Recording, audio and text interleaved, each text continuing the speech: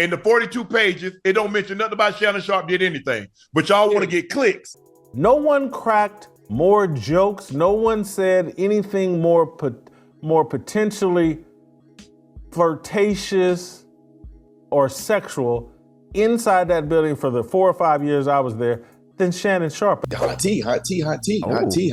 All right, so Jason Whitlock, he trying to blame this whole Fox Sports lawsuit on Shannon Sharpe. And I'm just trying to figure out, what did Shannon do to Jason? Now, I remember when Stephen A. called Jason Whitlock, and I quote, a fat bastard, but it looked like him and Shannon got some smoke too.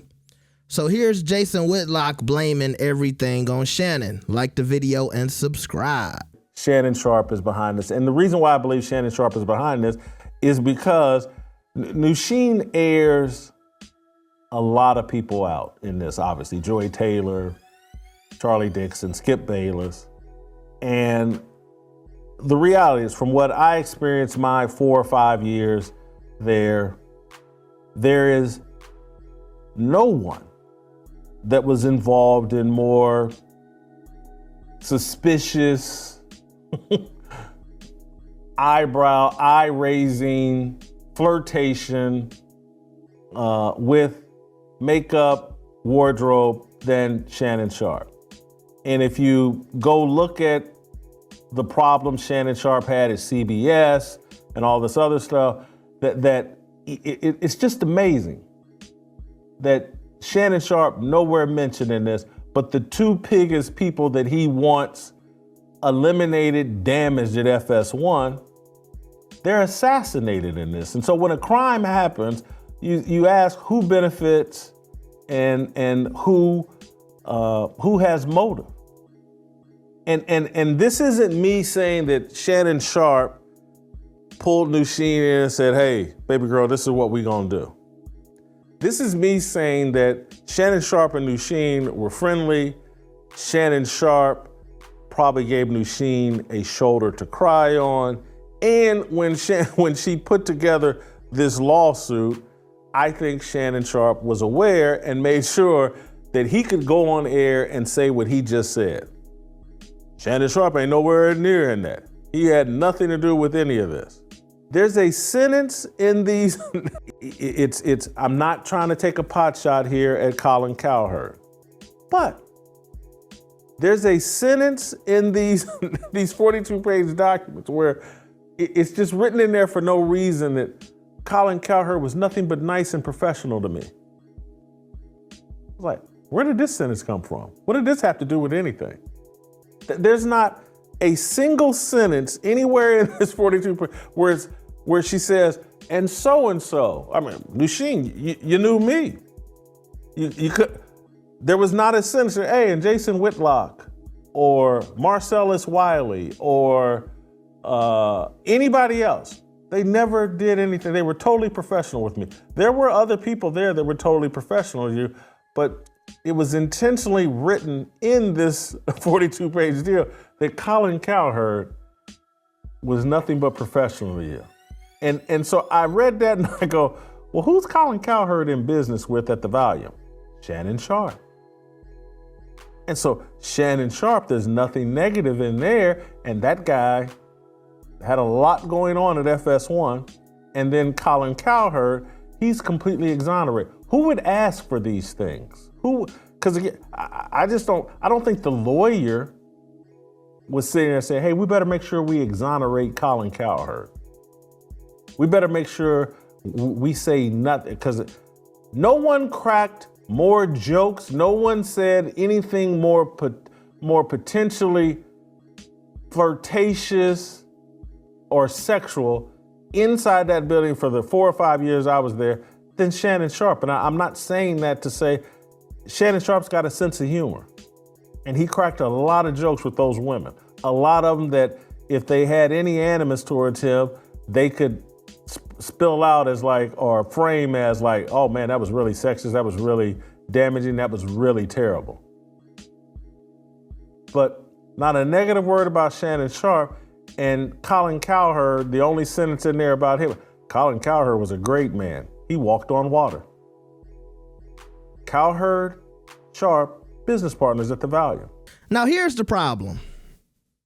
Whitlock is trying to put out all of these names and say, hey, did you know Colin Cowherd and Shannon Sharpe, they got business ventures together? And why in the lawsuit does the girl just randomly exonerate Colin Cowherd? Because I remember Joy actually being on Colin's show more than I remember her being on Undisputed. But he's sitting up here talking about, well, when I was at Fox, nobody told more inappropriate jokes than Shannon Sharpe. If I'm not mistaken, in the lawsuit, this woman is claiming Skip put hands on her and physically groped on her and touched on her. It's like Whitlock is trying to make it seem like Shannon telling jokes to women is the same as Skip Bayless touching this woman. And it also sounds like a little bit of jealousy to me. It sounds like the line where the woman said Skip Bayless told her, you let Shannon Sharpe hit it. Why won't you let me hit it? It sounds like Jason Whitlock is jealous because Shannon Sharpe had a rapport with the women at Fox that he didn't have and that other people didn't have. And that's her right. That's any woman's right.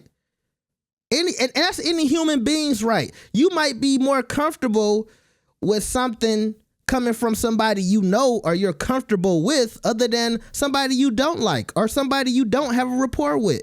We don't know what the relationship was between Shannon and those women at Fox. You know, they might look at Shannon as like a big brother, a best friend, a girlfriend. You know, who knows? People try to act like Shannon's so gay.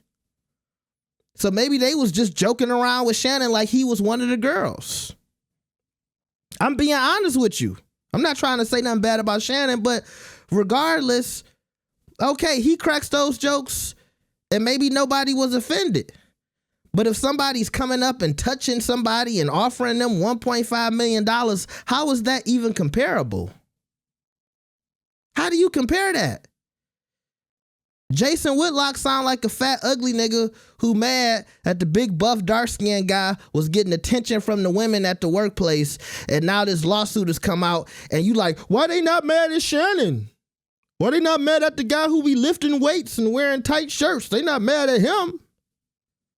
Well, maybe women would be comfortable with you telling jokes if you got in the gym and went on a fucking diet. Like Whitlock, I understand, like I said earlier, why Stephen A. called Whitlock a fat bastard. Because this sounds like player hating.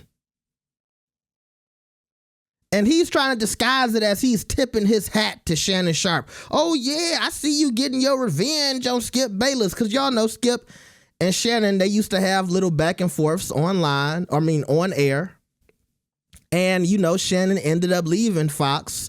And when this lawsuit came out, the first thing I thought was Shannon left just in time. He left just in time. But for Whitlock to try to make up this story just because the woman said something about Colin Cowherd and Colin Cowherd works with Shannon Sharpe, so this means the woman probably came and talked to Shannon about the lawsuit and Shannon coerced her into doing this lawsuit. I think Shannon Sharpe is behind this. That's a big stretch. And I know some of y'all eating it up because he started mentioning names and the guy who hired Mr. Dixon and, you know, Colin Cowherd. Later on in the audio or in Whitlock's video, he says, well, if y'all don't know, Colin Cowherd is up for a new promotion and he's trying to get some money from Fox Sports and he's having an issue with Mr. Dixon. So basically, you know, this lawsuit makes Mr. Dixon look bad, so this could be favorable towards Colin Cowherd to get a new contract. That still don't make any of these, to me, allegations that he's putting on Shannon sound credible to me. But y'all eat that shit up because somebody sounds like, well, he knows the behind the scenes. He didn't say anything wrong. No, he sound like he hating. And that's why Shannon was right. I'm going to put that in the beginning of the video. A lot of y'all trying to mix him up in this lawsuit because you want clicks. Because you don't think it's sexy to say Joy Taylor and Skip Bayless. No, we got to put Shannon Sharpe in it because he's hot. Club Shay Shay. And we waiting for that Cat Williams interview part 2.